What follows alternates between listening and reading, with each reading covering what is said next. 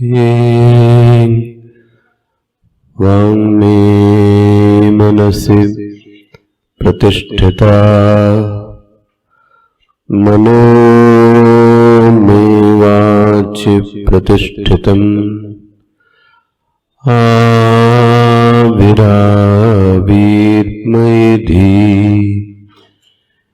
वेदस्य मवाणिस्तः श्रुतं मे मा प्रहासीः अनेनाधीतेन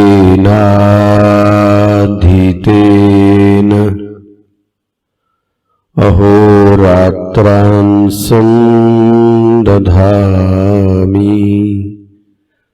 ऋतं वदिष्यामि सत्यं वदिष्यामि तन्मामवतु तद्वक्तारमवतु अवतु माम् अवतु वक्तारम्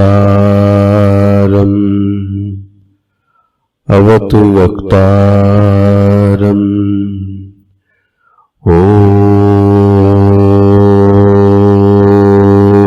ॐ शान्तिः शान्तिः शान्तिः।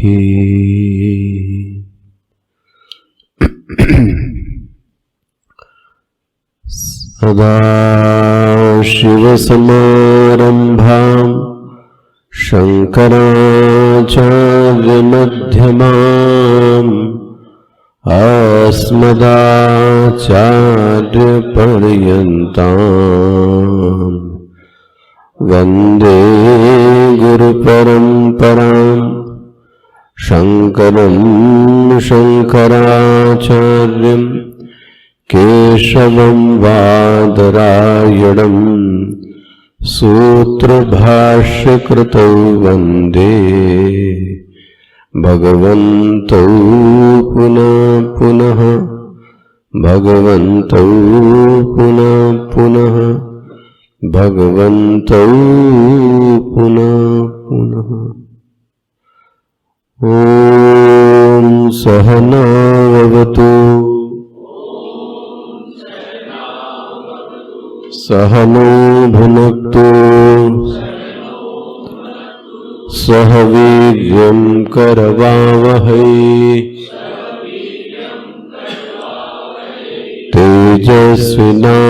तेजस्विनावधीतमस्तु मा विद्विषावहै।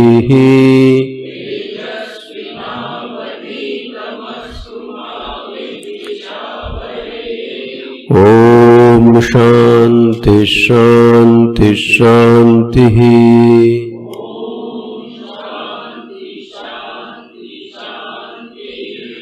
येऽयं प्रेते विचिकित्सा मनुष्ये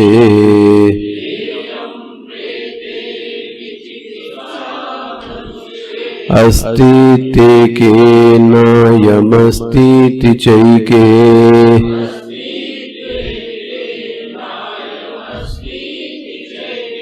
एतद्विद्यामनुशिष्टस्त्वयाहम्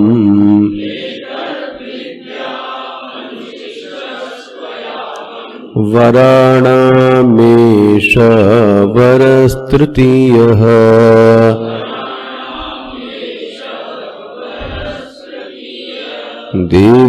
देवैरत्रापि विचिकित्सितं पुरा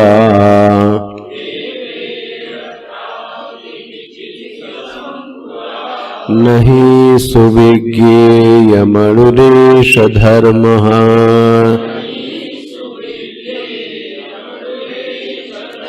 अन्यं वरं नचिकेतो व्रडीष्व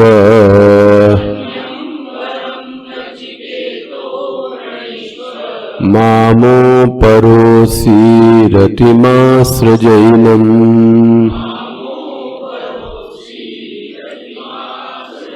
देवैरत्रापि विचिकित्सितं किल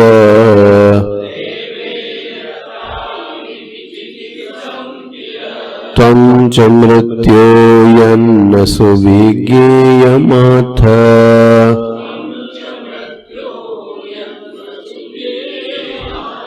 वक्ता चास्य त्वादृगण्यो न लभ्यो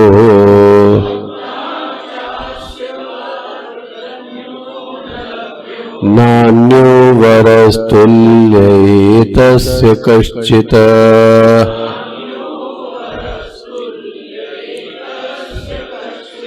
शतायुषा पुत्रपौत्रान् वृणीष्व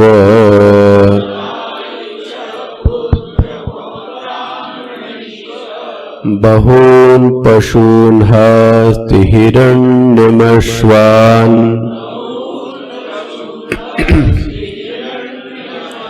भूमि महदायतनं वृणीष्व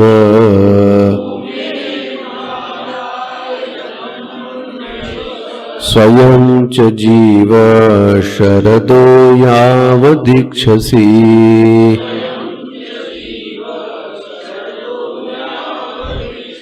एतत्तुल्यं यदि मन्यसे वरम्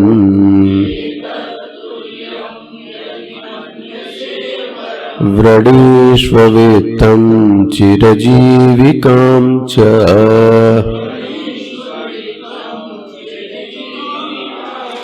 महाभूमौ नचिकेतस्त्वमेधि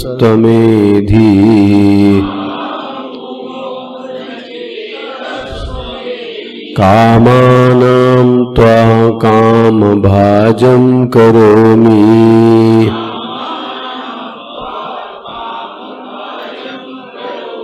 ये कामा दुर्लभा मर्त्यलोके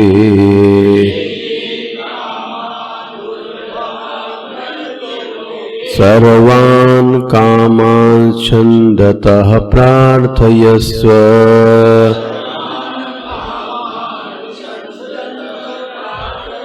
इमा रामा सरथा सतूर्या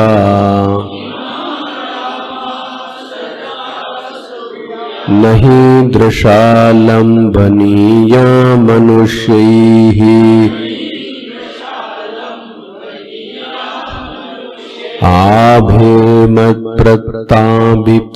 आभेमत्प्रताभिपरिचारयस्व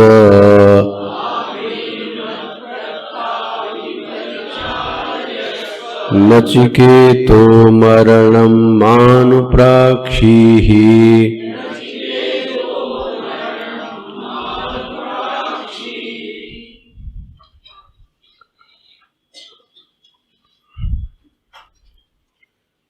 बाईसवें श्लोक का भाष्य देखिएगा।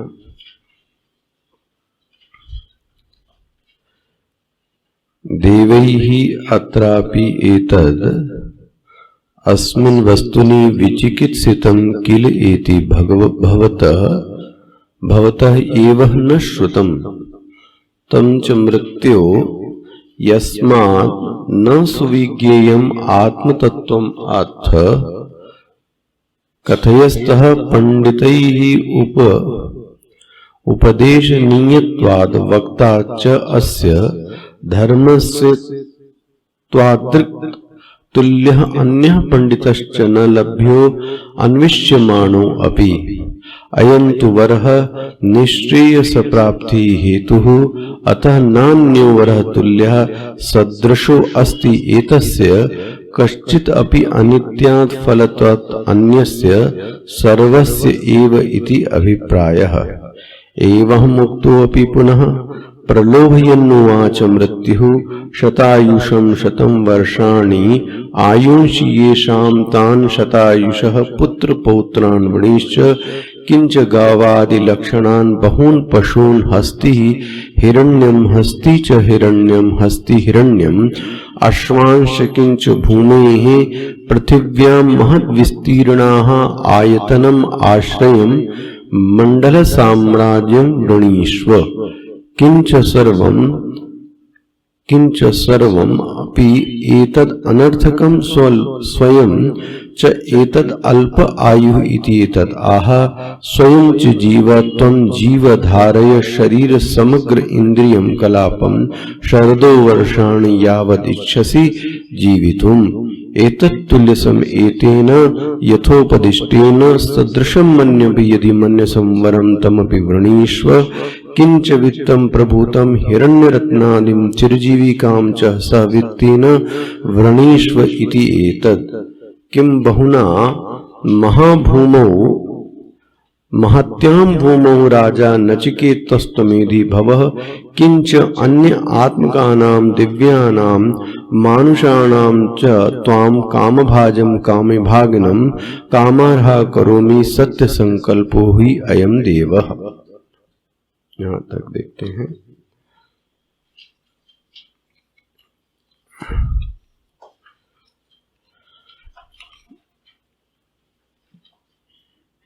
तो ब्रह्म विद्या के आचार्य नचिकेता की परीक्षा लेते हैं, क्या यह जो शिष्य है यह ब्रह्म विद्या के योग्य है कि नहीं है। ब्रह्म विद्या की परंपरा में सदैव ही ब्रह्म विद्या सभी के लिए प्राप्तव्य नहीं होती, इसलिए आचार्य उस शिष्य की सदैव परीक्षा को लेता है और परीक्षा में सफल होने पर उसको ब्रह्म विद्या का उपदेश देता है। उसको दूसरी भाषा में मैं कह रहा था, वर्ण को देखना।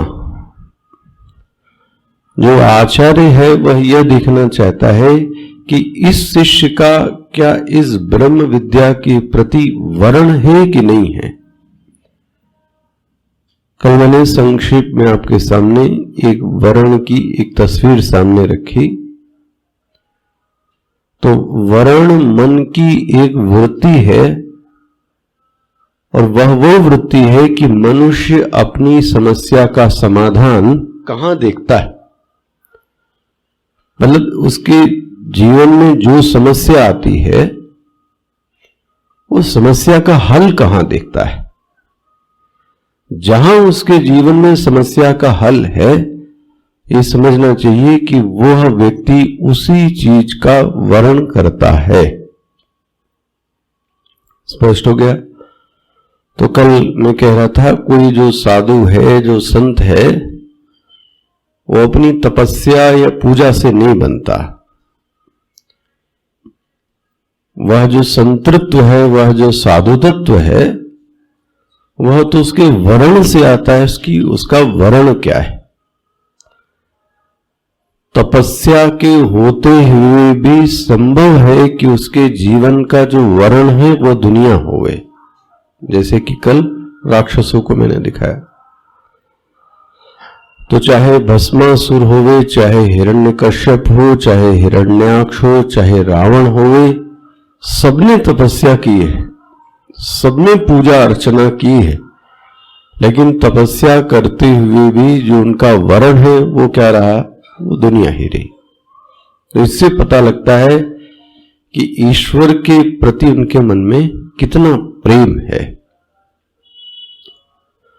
अन्य शास्त्रों में ये भी बात बड़ी अच्छी कही गई, प्रेम की तो पहचान त्याग से है। जिस चीज के लिए हम जितना त्याग कर सकते हैं उससे उतना प्रेम करते हैं। ये ईशावास्य उपनिषद के प्रथम मंत्र में आपने ये सुना,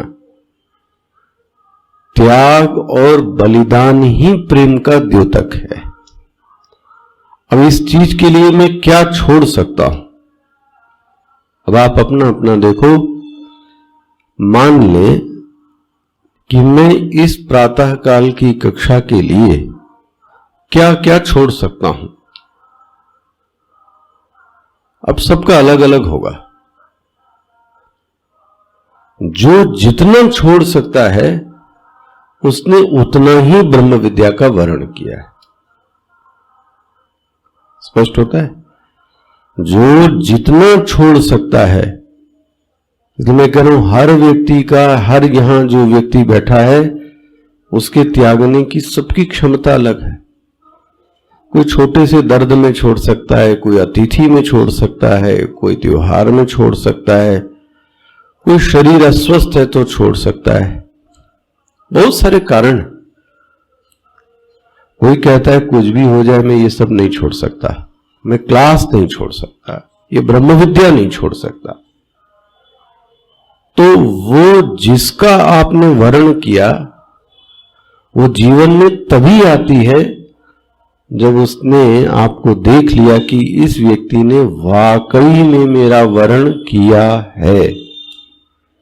और ब्रह्म विद्या तो बिना वर्ण के कभी भी जीवन में आ ही नहीं सकती। कल भी मैं मंत्र कह रहा था, आत्मा न प्रवचनेन लभ्य न मेधया न बहुना श्रुतेन यमे वैशव वृणुते तेन लभ्य। स्पष्ट है, जिसने मेरा वर्ण कर लिया उसका वर्ण मैं कर लेती हूं। अच्छा भाई, तो अब यहां यमराज उसके वर्ण को देखने के लिए, देखो जी, अब मेरा ख्याल है वर्ण शब्द स्पष्ट हो गया होगा। वर्ण की परीक्षा के लिए, कल भी मैं कह रहा था, वर्ण की परीक्षा होगी कब?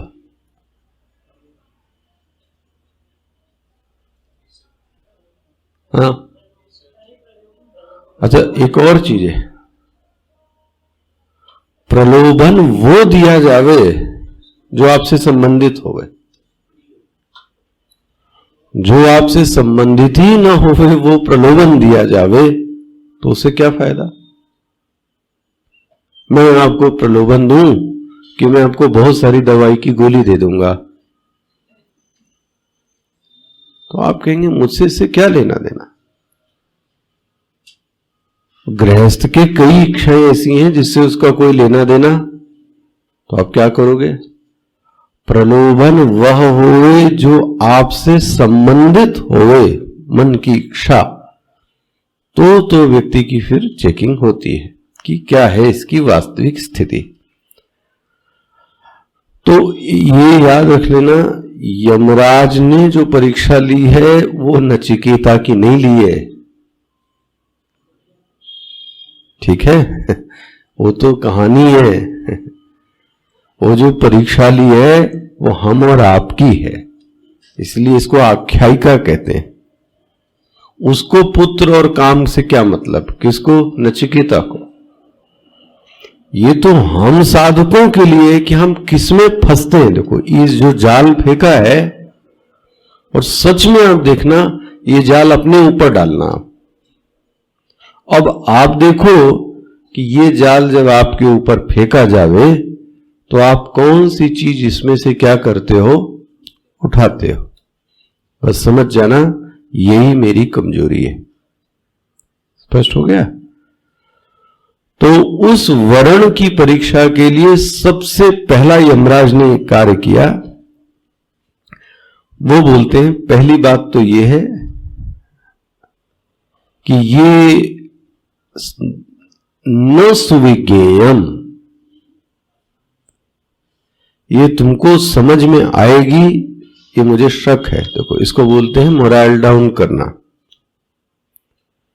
ये तुमको समझ में आएगी, ये मुझे शक है।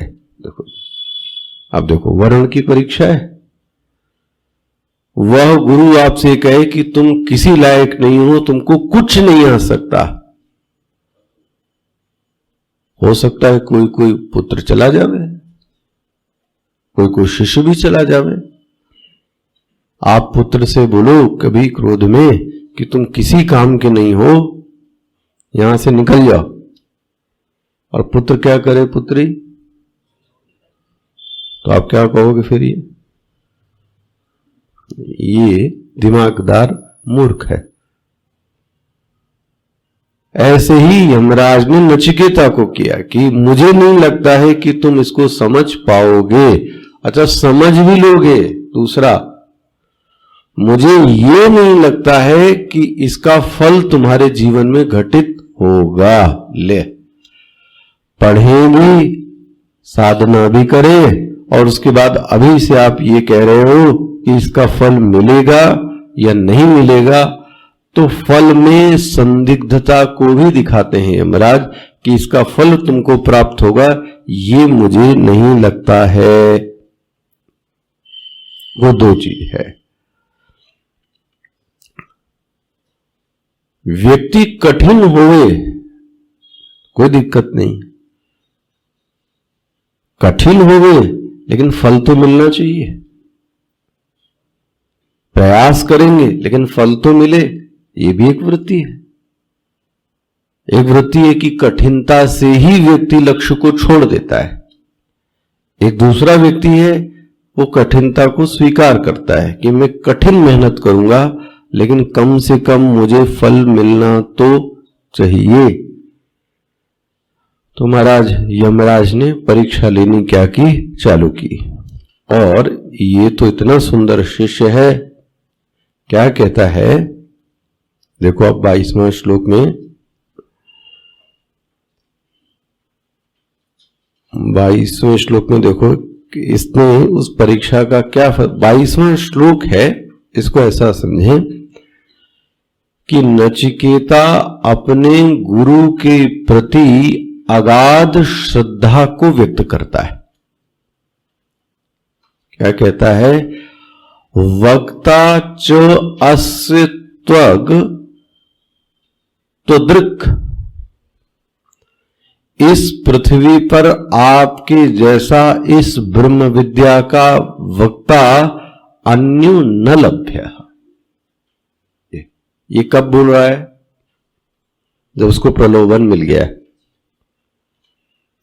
मिला ये 22वां श्लोक सबको, ये पंक्ति, वक्ता च अस्य, किसका, अस्य मतलब किसका, इस ब्रह्म विद्या का, इस ब्रह्म विद्या का आपके जैसा कुशल वक्ता मुझे मिलेगा नहीं। और भाष्य देख लीजिए तो शायद और आपको स्पष्ट हो जावे। 22वें का एक पंक्ति दिखा देते हैं।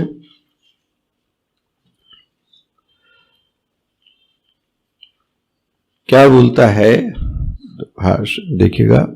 एक तो पहली बात है, मुझे ये पता है कि यह जो ज्ञान है ये बिना उपदेश से प्राप्त तो नहीं होगा। ये कैसे पता लगा, ये निष्कर्ष कैसे निकाल लिया कि बिना उपदेश के प्राप्त नहीं होगा? हाँ, क्योंकि यह प्रत्यक्ष और अनुमान प्रमाणों से नहीं जाना जा सकता। पिछला याद रखना भाई, ये निष्पत्ति पर क्यों पहुंचा? ये प्रत्यक्ष प्रमाण और अनुमान प्रमाणों से इसको जाना नहीं जा सकता। तो एक ही प्रमाण रह जा सकता है, वह है आगम प्रमाण। और आगम प्रमाण में बिना गुरु के उपदेश दिए हुए ज्ञान तो संभव ही नहीं है। इसलिए मैंने पक्का निर्णय कर लिया कि ये जो ज्ञान है यह उपदेश से ही संभव होगा। क्या बोलता है? पंडितैहि उपदेशनीयत्वात्। देखो मिल गया ये सबको पंक्ति, मिला सबको। पहली पंक्ति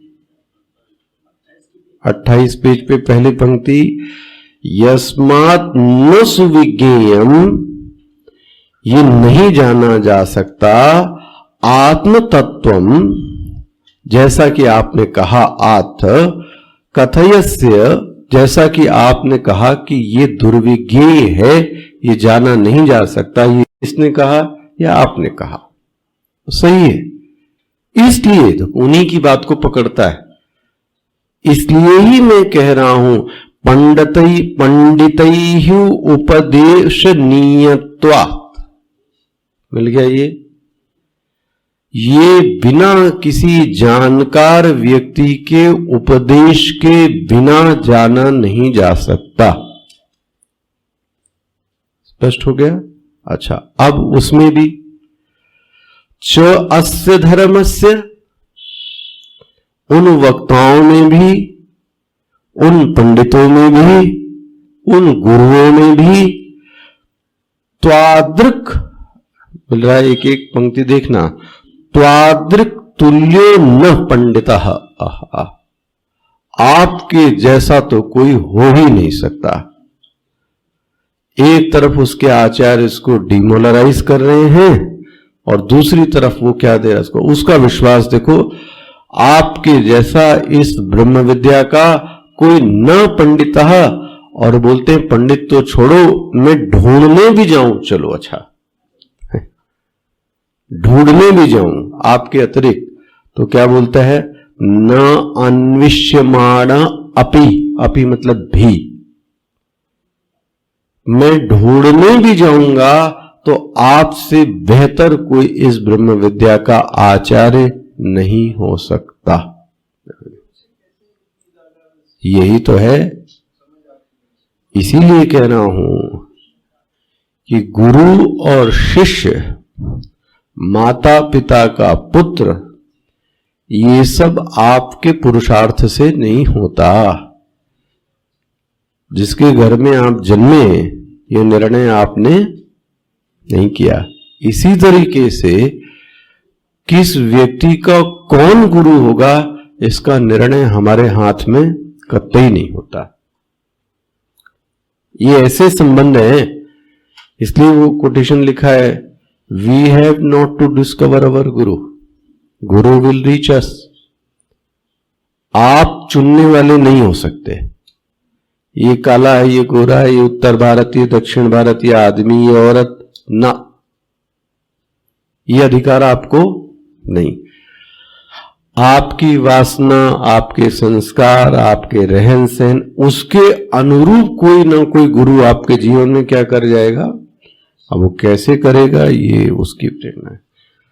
तो राम कृष्ण परमहंस के जीवन में तोतापुरी कैसे कर गए, पढ़ना। अच्छा, कहीं मत जाओ, पता नहीं आप लोगों ने कल देखा कि नहीं देखा, कल यूट्यूब पर आई थी, देखा आपने मूवी। ऐसा नास्तिक व्यक्ति आपको कहां मिलेगा जिन्होंने देखा हो कल।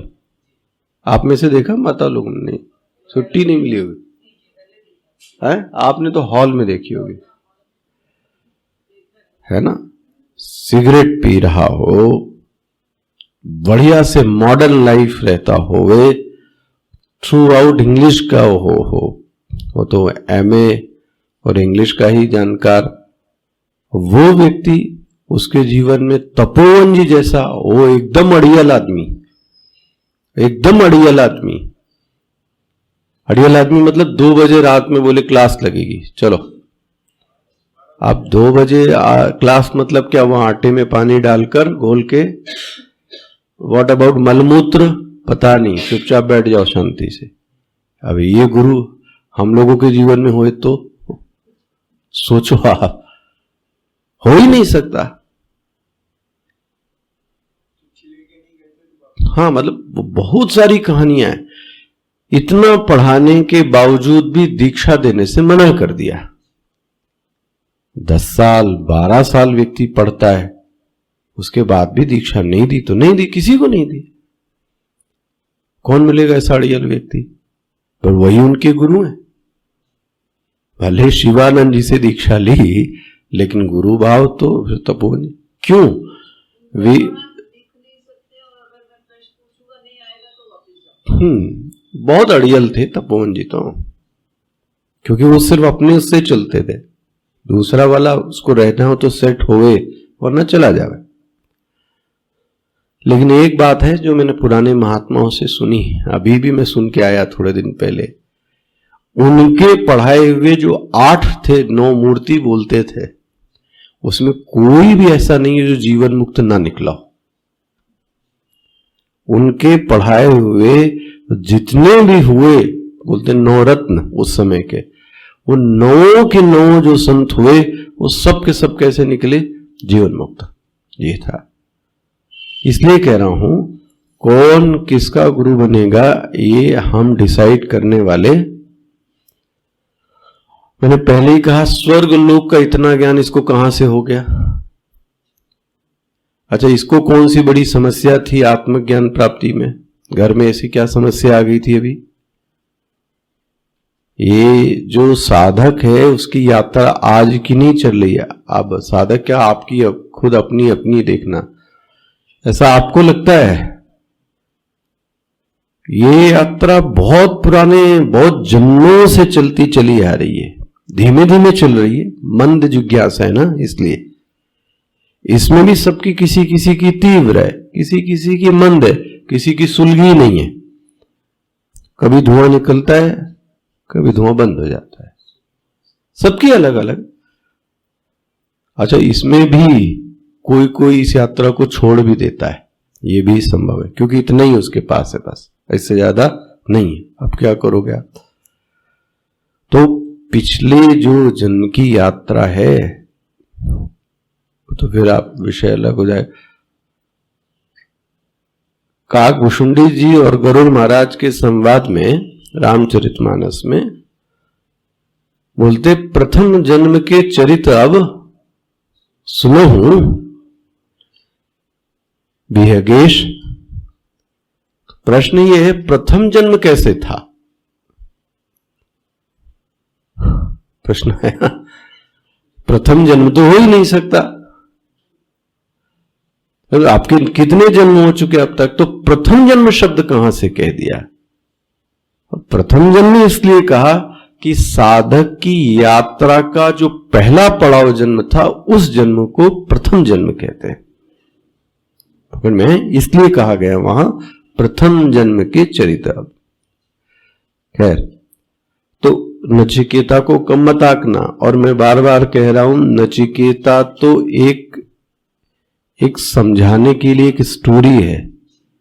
कहा किसको जा रहा है? हमें और आपको। तो देखो क्या कहता है, आपके जैसा व्यक्ति पंडितस न लभ्य अन्विष्यमाणो अपि। देखो जी, अन्विष्यमाणो अपि मतलब ढूंढने पर भी नहीं मिलेगा। चलो मैं मान लेता हूं कि दूसरा ढूंढूं, तो मैं जब जाऊंगा ढूंढने, न अन्विष्यमाण, मुझे कोई मिलने वाला नहीं है। वाह, देखो स्पष्ट हो गया। ये है। अब इससे क्या दिखता है?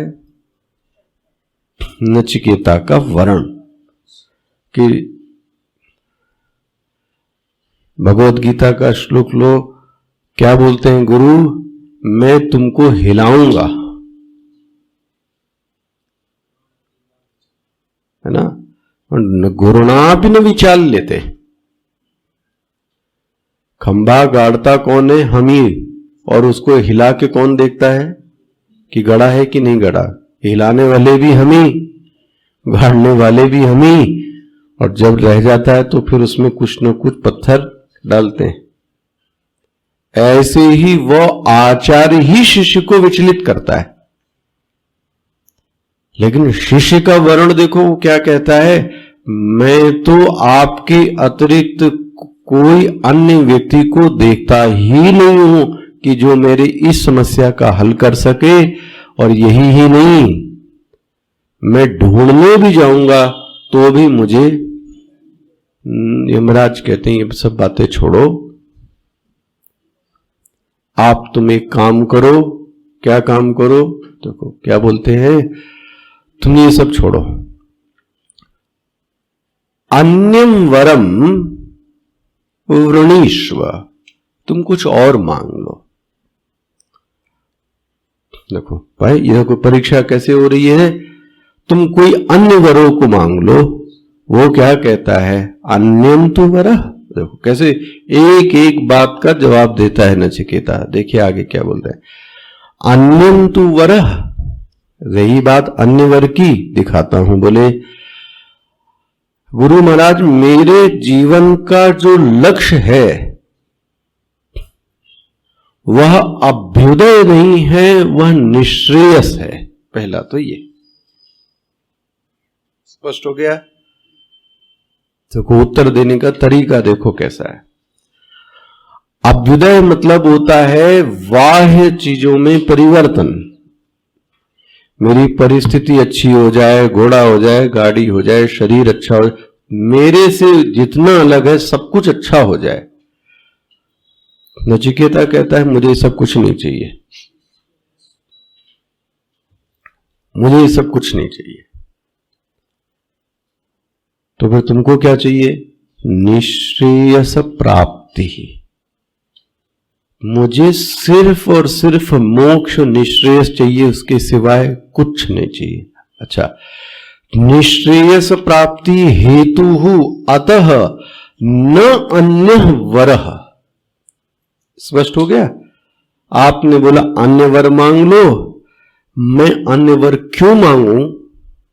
क्योंकि मुझे सिर्फ और निश्रेयस चाहिए, और निश्रेयस का जो साधन है वह ब्रह्म ज्ञान है, आत्मविद्या। स्पष्ट हो गया क्यों मना किया उसने? और बोलता है, और भी बोले यमराज आपको बताऊं, कश्चित अपि, जितना भी ब्रह्म विद्या के अतिरिक्त तो कुछ भी है। ओहो, बहुत बड़ी घोषणा है। देखो, अनित्य फलः, मैं परेशान हो गया हूं, मैं ऊब चुका हूं, न जाने कितने जन्मों से मैं सफर करता आ रहा हूं। ओहो, 8 साल का बालक, मैं अनित्यता से ऊब चुका हूं, परेशान हो चुका हूं, मुझे नहीं चाहिए अब अनित्यता। ऐसी आग लगी हो गई। देखो क्या बोलता है, कश्चित अपि अनित्य फलत्वाद अन्यस्य सर्वस्य व इति एतत् अभिप्रायः। ये सब का सब ब्रह्म विद्या के अतिरिक्त जीवन में कुछ भी मिलेगा, भले आप ही देवे। बात तो सही है, ब्रह्म विद्या के अतिरिक्त जो भी मिलेगा वो सब का सब क्या होगा? अनित्य होगा। और मुझे अनित्यता नहीं चाहिए, इसलिए मैं कह रहा हूं कि मुझे क्या चाहिए? मुझे ब्रह्म विद्या चाहिए। अब इसमें बोले क्या संशय है? देखो, इसको और गंभीरता से समझना। यमराज को समझ में आया कि इसका वर्ण तो है पक्का, ये इसके दिमाग में यमराज क्या। अब वो दूसरा पाशा फेंकता है। आचार्य देखो कैसे परीक्षा लगता है, इसके इस वर्ण को बदल दिया जावे। अब वर्ण को ही बदलने की बात करते हैं, तो वर्ण कैसे बदलें? बोले इस वर्ण के मुकाबले अन्य वर्ण, अन्य प्रस्ताव इसको क्या कर दिए जाएं और दिए जाएं। किसको? नचिकेता को। और ऐसे ऐसे प्रस्ताव दिए जाएं जिससे ये खिल जाए। ध्यान रखना, मैं बार बार कह रहा हूं, ये नचिकेता के लिए कतई नहीं है, तो आपको कभी समझ में नहीं आएगा। ये किसके लिए है? हमारे और आपके लिए। एक तरफ कहा जाए कि प्रातःकाल कक्षा है, और एक तरफ वहां कहा जाए कि आपको 2 BHK का फ्लैट ऐसे मुफ्त में दे देते हैं, आओ। तो अच्छा, अब आप सोचो आपको क्या होगा। बोले एक सियाज गाड़ी ले जाओ भाई, ऐसी बहुत सारी है, एक तुम ले जाओ। अब आपके मन में क्या बजी? घंटी बजी। अरे बोले ये कक्षा उक्षा छोड़ो, एक अच्छा खासा मिल रहा है इन्वेस्टमेंट, है ना। ये जैसे ही मन में विकल्प आया, बस यमराज को समझ में आता, ये पकड़ में आया मेरे। देखो आया, उसने भी यही किया है। इसलिए ध्यान रखना, कभी नचिकेता के लिए मत समझना, ये सदैव किसके लिए? हमारे लिए। अच्छा, दूसरा इसमें देखो, ये महीन है। एक तो ये हो सकता है कि वर्ण को बदला जावे ब्रह्म विद्या में। दूसरा, स्वामी जी एक बार बहुत बोलते थे, कई बार साधक वर्ण तो नहीं बदलता, लेकिन अपनी प्रायोरिटीज बदल देता है। देखो इसमें अंतर है, सावधानी से देखना। ये वर्ण तो नहीं बदलता, वर्ण नहीं बदलता मतलब बोले नहीं, मैं तो यही ही करूंगा, लेकिन अभी नहीं। ये बन गया,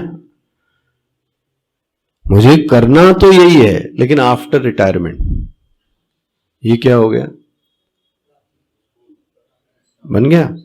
तो अब देखो यहां से ढील मारी, कहीं ना कहीं से छेद मारेंगे यमराज। एक तो हुआ कि सीधा सीधा वर्ण में परिवर्तन, बोले हमको कक्षा आने ही नहीं, खत्म बात करो, मुझे और भी चीजें अच्छी मिल गई तो कुछ और करते हैं, कुछ दींगा मस्ती करते हैं, कुछ टहल आते हैं, कुछ घूम आते हैं, ये भी है, कर लो भाई। एक व्यक्ति कहता है वर्ण तो नहीं बदलता लेकिन प्राथमिकता वह नहीं रह जाती। बोले अच्छा ये क्यों करता है? ये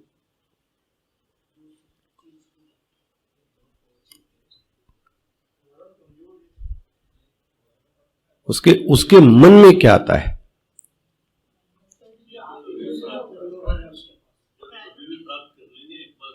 हाँ, इसको और अच्छा है। क्यों?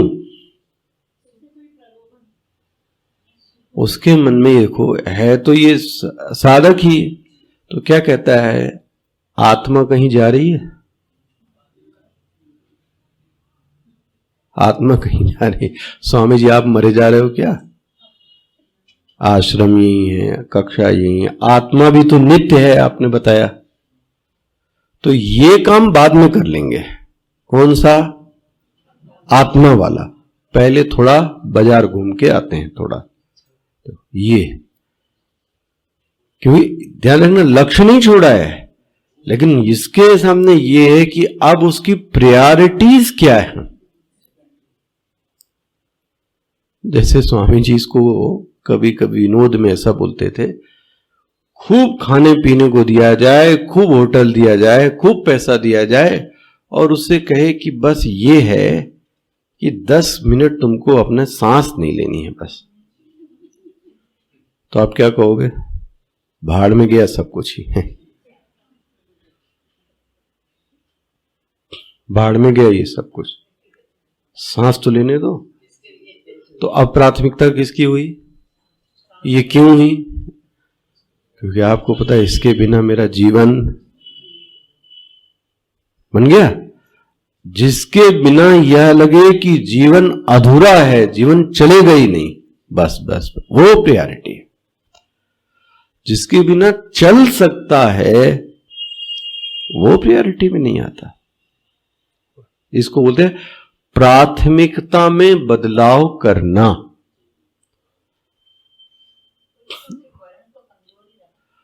वरुण कहता है कि मैं आऊंगा, अभी नहीं आऊंगा, थोड़ा रिश्तेदारों को निपटाया हूं, 15-10 दिन वो लोग आए हैं, ब्रेकफास्ट कराना है उनको। अच्छा वो ऐसे होंगे कि आप उनसे बोलो तुम चलो, वो उनका वर्ण पक्का है। आप कभी तो उनका वर्ण बड़ा पक्का होता है, और कभी कभी वो तो कहते भी आप तो जाओ हम लोग अभी यहां पर, लेकिन एक्चुअली में कमजोर प्राणी कौन है पता है? हम ही हैं। अंदर से हम ही को ढील मिलती कि चलो अभी तो 10 दिन हम क्या करते हैं। तो बस वो माया अम्मा रानी ने इसको क्या किया, ये पकड़ा, उसको गिरफ्त में आ गए कि इसकी नट्टी पकड़ी जा सकती है। बस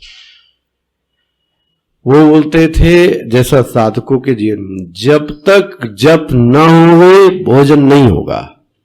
वाह, ये वर्ण ऐसा क्यों नहीं हो सकता? अब 12 बज जाए, 11 बज जाए और सब काम सब समय पर होगा, अच्छा तो व्हाट अबाउट योर साधना? ये सब जगह हो सकती है। मैं तो कहता हूं प्लेटफॉर्म पर, अब भाई जब आप एयरपोर्ट पे गए और सिक्योरिटी करा के बैठ गए, तो आप मनी मन जब क्यों नहीं बोले माला मिला के सबके सामने नाटक करो? क्या एकदम मत करो, मन से करो, कोई पुस्तक ले जाओ। लेकिन हमको तो क्या करनी है? विंडो शॉपिंग, फिर जाओ। अच्छा लेना देना कुछ नहीं है, उतनी जेब नहीं गरम है, वो भी एयरपोर्ट की। तो अपनी ठंडी चाय पी लेगा ले जाकर, वहां की चाय नहीं पिएगा। वो जेब नहीं करना चाहता, खरीदना कुछ है नहीं, ये बहिर्मुखी व्यक्ति है, इसके बस की नहीं आत्मविद्या। अच्छा, कुछ लोग आप देखेंगे जिसको काम करना होता है वो अपना काम धाम, आपने कुछ लोगों को देखा अपना चुपचाप एकांत में बैठ के काम धाम करते रहते हैं। वो गए बैठ के अपना फिर से वो वहां पे चालू कर देता है तो वहां भगवत गीता निकाल के पढ़ने लगो जब तक में वो लैंड हो रहा है। ना ना ना, अच्छा बोलो कि बोले बहुत बिजी थे हम, कब करें? सब कर सकते हैं यदि वर्ण होवे तो। इसलिए पुराने संत लोगों ने किसको वर्ण को ऐसे जोड़ दिया, मुझे याद आता है कि आदमी की कमजोरी है खाना और सोना तो वो बुजुर्ग इसलिए जोड़ते थे, जब तक ये नहीं करेंगे तब तक खाना या तो खा लो या तो ये कर लो। अब नहीं करोगे आप तो खाना मत खाओ, उसमें क्या है। हमारे यहाँ तो ऐसे ही स्वामी जी कहते, बहुत सुंदर है, आज भिक्षा नहीं ग्रहण करनी, किचन में नहीं आना, आज भोजशाला आनंद करो, या तो कराओ अपनी जो गायत्री मंत्र करना है करके आ जाओ और भोजन करो। तो ये भी तो संभव है कि नहीं संभव। इसलिए ये सब अपने ऊपर क्रॉस चेकिंग करते रहे। कोई अच्छा, इसमें प्रमाणित सर्टिफिकेट किसी और को नहीं करना है, स्वयं को ही करना है। आपने 5 माला की 3 माला, कोई दूसरा थोड़ी ना देखेगा। 5 माला की 3 माला, वो तो अपने आप को ही देखनी है। इसलिए तो 2 चीजों में ढील में कैसे कह रहा था, एक तो वर्ण परिवर्तन, दूसरा वर्ण परिवर्तन तो नहीं है लेकिन अपनी प्रायोरिटीज उसने क्या कर दी, चेंज कर दी। अच्छा, अब ऐसे व्यक्ति से बात करो तो भाई जो वस्तु तुम चाहते हो, जिसके लिए वर्ण को ढीला कर रहे हो, तो जिन लोगों के पास वह वस्तु है क्या वो सुखी हैं? चलो अच्छा, ये प्रश्न ले लो। क्या प्रश्न ले लो? जिस वस्तु के पीछे तुम ये सब छोड़ रहे हो, वह वस्तु जिसके पास है, मान लो सबसे बड़ी चीज है धन, ठीक है, उस धन के लिए तुम ये सब छोड़ रहे हो, तो जिसके पास इसकी मात्रा बहुत अधिक है, क्या वो सुखी है? अगर कभी सोचे कि वो भी तो रो रहा है, वो भी तो मैं भी प्राप्त कर लूंगा तो कौन सा तीर मार दूंगा भाई, मैं भी ऐसे ही रोऊंगा, थोड़ी देर के लिए हंसूंगा फिर रोऊंगा। ये साधक को सदैव सोचना चाहिए। अच्छा, दूसरी चीज, तो अब ये साधक बहुत समझदार है, देखो दिमाग से चलता है ना, तो क्या बोलता है, मेरे पास सामान का प्रयोग करते हुए भी समझ रहेगी स्वामी जी, क्योंकि मैंने पढ़ा तो है ही है, लेकिन मेरे पास परिस्थिति नहीं है अच्छी। वाह, देखो कैसा उल्टा जवाब दे रहा है। समझ में आ रहा है क्या कह रहा है? ये कुतर्क, ये हमारा आपका मन है। जो ज्ञान है स्वामी जी, क्या मर जाएगा क्या? वो कहां रहेगा? बुद्धि में।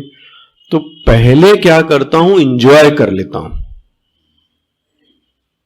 किसको? परिस्थिति को मांग लेता हूं, और फिर मेरी जो समझ है वो तो रहेगी ही रहेगी, फिर मैं अपना फिर से ही काम धाम चालू कर दूंगा।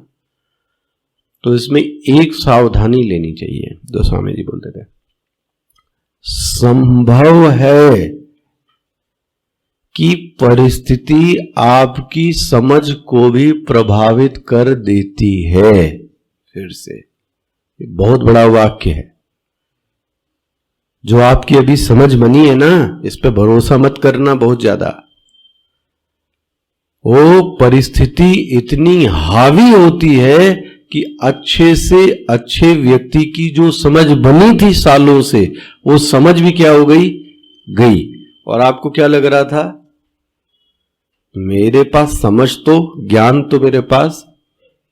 अच्छा, बहुत छोटे दृश्य में दिखा रहा हूं। अजामिल के साथ क्या हुआ था? ब्राह्मण तो था ही, खैर याद आ रहा है भागवत कभी, बट आपको वही नाचने गाने वाली भागवत सब याद रहती है। तो क्या हो गया था विद्वता को, क्यों चला गया फिर? तो ज्ञान इतना प्रभावित हो गया किसी को देखकर। Is it possible? क्या मेरा ज्ञान किसी को देख के, नग्न देख के प्रभावित हो सकता है? बोले क्यों नहीं हो सकता। पकड़ में आ रहा है? यह है अजामिल की कथा। अजामिल को तो छोड़ देना, वो अपने ऊपर लेके आना। इसलिए मैं कहां जाता हूं, किससे बात करता हूं, हो वो थोड़े समय में आपकी जीवन की दिशा को ही बदल देगा। रह जाएगा आपका ज्ञान धरा धरा कहीं और चला गया। स्वामी जी तो बोलते थे उसने वो न्यूड क्लब भी ज्वाइन कर लिया। किसने? अजामिल ने। उनका जो क्लब था उसकी मेंबरशिप भी ले ली उसने। Very good. इस मेंबरशिप लेते हुए कितना टाइम लगा? क्षण भर के लिए वो वहां रुक गया था और ये नाटक क्या करने लगा था? देखने लगा। ये नाटक क्या हो, नाटक देखते देखते वो उसका मन क्या हो गया, कल फिर आता हूं इसको देखने, फिर छिप के देखूंगा। ऐसा करते करते करते फिर क्यों ना इसकी मेंबरशिप ही क्या कर ली जाए। वाह, हो गया, गया, उसका पतन हो गया। हम लोग साधक हैं, इसलिए अपनी मान्यता पर जोर मत दो। मेरी समझ अच्छी है, मैं थोड़ा सा आ जाता हूं मनोरंजन करके, मैं फिर से लौट आऊंगा। आप अपनी स्थिति ये देखना कि जब आप गैप करके कक्षा में आते हो तो आपकी मन की स्थिति रहती कैसी, जरा देखना। वो जो सब पिछला था वो सब क्या हो गया? जो इतने दिन में एक सार बना था वो सार आपसे क्या हो गया? गया। वो इसलिए नहीं समझ में आता क्योंकि उससे कोई प्राप्ति नहीं हो रही ना, इसलिए आपको लगता कुछ था ही नहीं। बट अध्यात्म कहता है जो वर्षों से, जो महीनों से, जो सप्ताह से आपने बनाया वो सार गया। क्या करने से? और करो, है ना।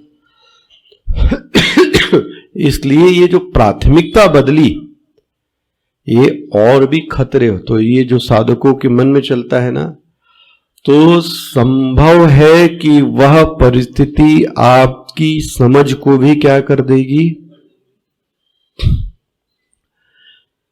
अब वो क्या बोले, गुरु जी की ही याद आती। एक मजदूर नेता मजदूरों के हित के लिए ही बनता है, ठीक है। और सच्चाई ये है कि वही मजदूर नेता जो मजदूरों के हित के लिए बनता है, वो शोषण भी किसका करता है? करके देख लेना आप। आखिरी पड़ाव पर जब पहुंचता है ना, तो वो उन्हीं का अहित करता है। जैसे कि नेता बनता किसके लिए है, और फिर वो शोषण भी किसी का करता है। यही प्रकृति। एक व्यक्ति थे स्वामी जी के पास में, उन्होंने, बहुत अच्छे व्यक्ति थे, वो मेंबर ऑफ पार्लियामेंट थे। तो वो स्वामी जी के पास बैठे थे कभी, तो उन्होंने स्वामी जी को एक बड़ी गहराई बताई। क्या बोलते हैं कि स्वामी जी, ये जो 24 वर्ष तक रहता है ना, 20, 22, 24 वर्ष तक, तो इसमें जो व्यक्ति रहता है ये कम्युनिस्टवादी होता है। कम्युनिस्टवादी मतलब साम्यवादी। कम्युनिस्टवादी मतलब सबको ये मिलना चाहिए, उसको ये मिलना चाहिए, ये नहीं होना चाहिए। ये क्या है? सबको समान रूप से मिलना चाहिए, सभी लोग इस देश में एक जैसे। ये किस उम्र तक रहता है? 24 तक। बोले फिर बोले वो जैसे ही 10 वर्ष और आगे बढ़ता है, 35 वर्ष पे जब आता है ना तो वो जो कम्युनिस्ट था ना फिर वो सोशलिस्ट बन जाता है। देखो कैसे सर का जो कथा कथित कम्युनिस्ट था वो क्या बन गया। अब तो वह साम्यवादी नहीं है, सोशलिस्ट समझते हैं, समाजवादी बन जाता है। ठीक है, अच्छा यही यात्रा यहां तक नहीं रुकती, और जैसे ये 45 तक आता है कैपिटलिस्ट बन जाता है। देखो यही कौन जो तो जितने कम्युनिस्ट के नेता हैं किसके पास कैपिटल नहीं है, एक का भी नाम गिना देना। ज्योति बसु से उठा लो आप सब, ये थे क्या चीज, कम्युनिस्ट। और अंतिम में जो परिणति हुई है वो किसकी हुई है, और पूंजीवादी। महाराज आप जाके घर तो देखो, कभी बात तो करो, वो तो सिर्फ नारे और स्टेज के लिए होता है बस। व्यक्ति के ऊपर वह परिस्थिति उसकी मान्यता को भी बदलने में सक्षम है। देखो जी, इसलिए इससे खिलवाड़ नहीं करना चाहिए। ये मन में आए कि आत्मा तो कहीं जा नहीं रही है, सत्संग तो कहीं मरा नहीं जा रहा है। अब तो एक और भी व्यक्ति बहाना दे देता है। अब और क्या देता है पता है बहाना आपको, और यूट्यूब तो है ही है। मैंने बीच में बंद भी करा दिया था यूट्यूब, मुझे इसकी कोई पब्लिसिटी नहीं चाहिए।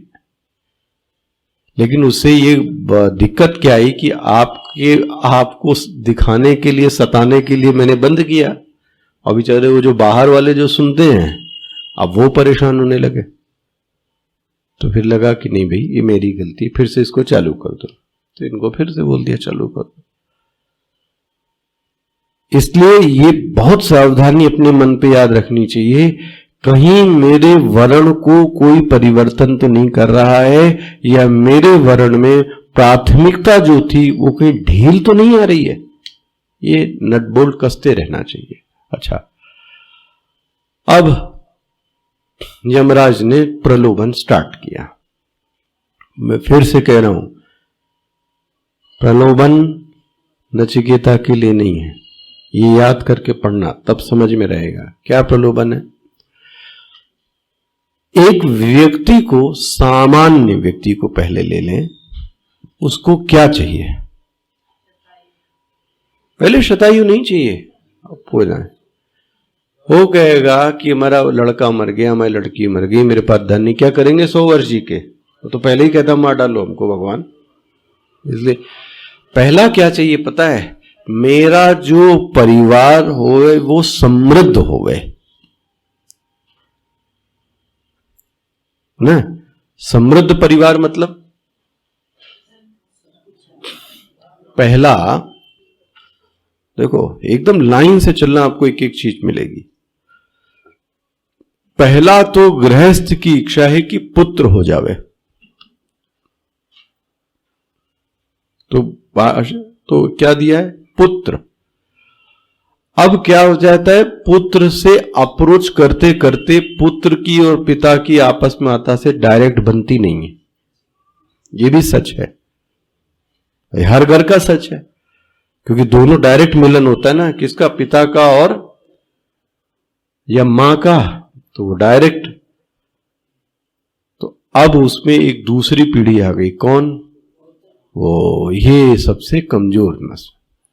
क्या आ गया, तो अब उसको डांट भी सकते हो, किसको, पोते को डांट भी लो। अच्छा 24 घंटे वो रहेगा भी कहां पे, घर पे भी है। अब दोनों सुख मिल गए कि नहीं मिल गए, जो वहां नहीं मिल रहा था अब वो इसमें क्या हो गया। इसीलिए व्यक्ति बोलता है मूल से ज्यादा ये, तो इसका अलग ही सुख है। अब जो लोग लेते हैं वो जाने, मैं बोलता हूं ना कि उनके नौकरदाई बनने में कितना मजा आता है मुफ्त का, वो तो अब आप जानना। वो मौज में रहते हैं, आप जाओ अपना करो, अच्छा रहता है। वो दोनों ही काम करने चले जाते हैं, तो मुझे लगता है एक तरीके से स्वामी जी कहते थे, तुम क्या करने गए? Non paid servant, non paid servant वो रात को आएंगे, खा पी के सोएंगे, फिर सवेरे वो उठा के चले गए, और आप तो वहीं पे झाड़ू पोछा दाई बाई सब करो, नॉन पेड एंड लॉयल। और थोड़े दिन में जब दिमाग ठनकता है ये सब चीजें, तब समझ में आता है ये क्या हो रहा है मेरे साथ में। न मेरी भाषा यहां है, न मेरा भोजन है, न मेरा अध्यात्म है। फिर तड़पन क्या होती है? अच्छा, तड़पन क्या होती है? यहां आते तो शांत होती है, फिर 3 महीने बाद फिर चालू हो जाता है। ये चीज ही ऐसी पुत्र पौत्र की। और ये कमजोर नफ्स पता है। देखो अब आप बताओ, नचिकेता को कौन सा पौत्र का सुख मिलना है 8 वर्ष में? लेकिन क्या बोलते हैं हम लोगों के लिए? पुत्र पौत्रान वृणीष्व। एक समृद्ध परिवार पहला तो यह है कि उसके भी पुत्र हो जावे और उसके भी पुत्र पुत्री हो जावे, तो बोले अब परिवार कैसा है। लेकिन बोले अब परिवार तो बड़ा है, लेकिन धन भी तो चाहिए। दीपावली कैसे मनाओगे? होली कैसे मनाएंगे? उसके लिए क्या चाहिए? ले तो पुत्र पौत्रों तक बात नहीं रुकी, पकड़ में आ रहा है। और उनको लेके क्या करेंगे जब होली दीपावली ही ठीक से कपड़े नहीं? तो देखो बहून पशून हस्ती हिरण्यम अश्वान मिल गया। इसको बोलते हैं जमीन, साम्राज्य का सुख। कैसा है? पहले समृद्ध परिवार, परिवार का सुख। दूसरा क्या हो गया? साम्राज्यिक हो। अच्छा अच्छा। और तीसरा देखो,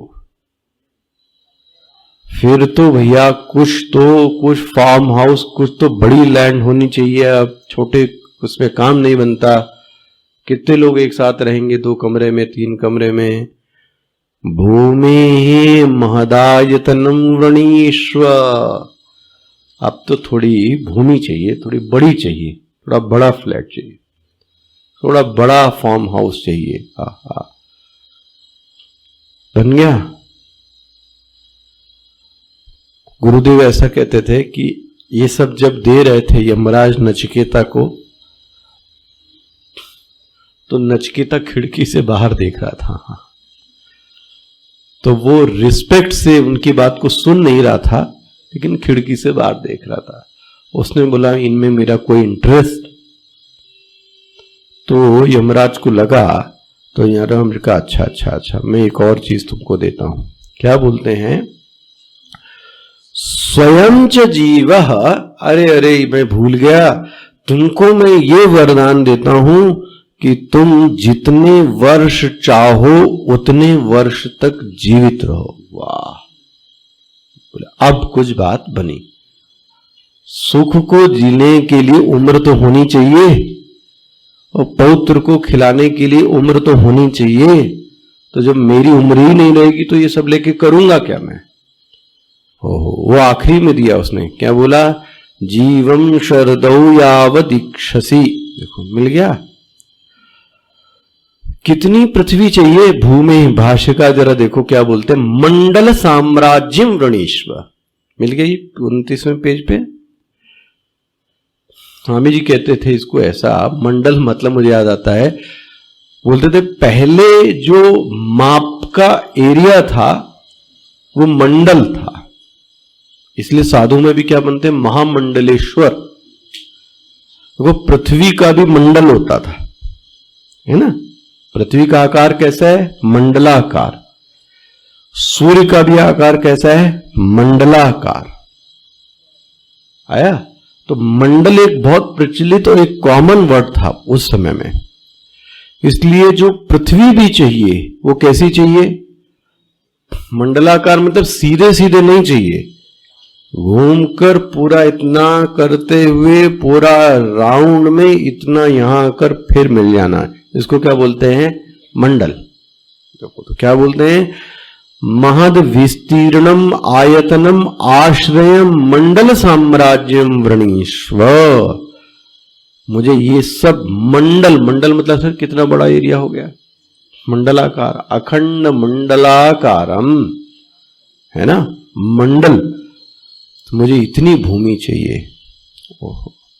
और आखिरी में तो और उसको वरदान देते हैं, क्या वरदान देते हैं, तुमको तो इच्छा मृत्यु का वरदान देते हैं। वाह, जब तक चाहो तब तक जियो। देखो वाह, ये कौन से प्रलोभन हो गए, शुरुआत के पहले प्रलोभन हो गए। तो समृद्ध परिवार चाहिए, इसको बोलते हैं धन का सुख। दूसरा साम्राज्य, साम्राज्य मतलब शक्ति, तो शक्ति का भी सुख चाहिए। तीसरा परिवार का भी सुख चाहिए। चौथा स्वयं के लिए सबसे पहला क्या है, आयु। अब सोचो क्या बचा इसके अलावा आपके पास, और आपको क्या चाहिए, आयु तो दे दी, शक्ति तो दे दी, साम्राज्य तो दे दिया, परिवार तो दे दिया, अब क्या बचा, सब सुख तो उसने क्या कर दिए, दे दिए। किसने दिए, यमराज ने, नचिकेता को। लेकिन नचिकेता का मुंह अभी भी, ये देने के बावजूद भी स्वयं स्वयं च जीवा, तुम स्वयं, सबके लिए नहीं कह रहे हैं, ध्यान रखना, ये वरदान में, ये वरदान सबके लिए नहीं है। स्वयं तुम क्या करो, यावद इच्छसी जीवा, जब तक चाहो तब तक क्या करो, जियो। मैं तुमको ये वरदान देता हूं। उसने कुछ भी नहीं बोला, चुपचाप यमराज को क्या कर रहा था, वो देख रहा था। आगे कल देखिए।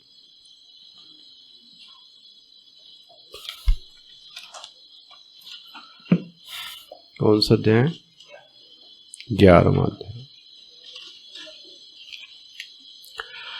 ओम श्री परमात्मने नमः। अथ एकादशोऽध्यायः।